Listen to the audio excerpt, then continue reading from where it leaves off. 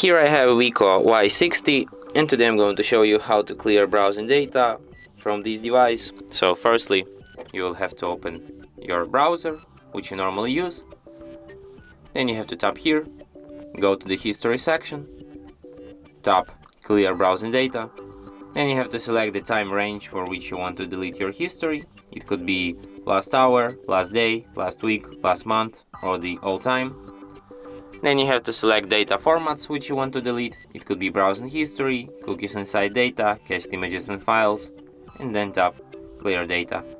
And after that, history will be cleared. And that's it. Thanks for watching. If you find this tutorial useful, don't forget to hit that like button and subscribe to our channel.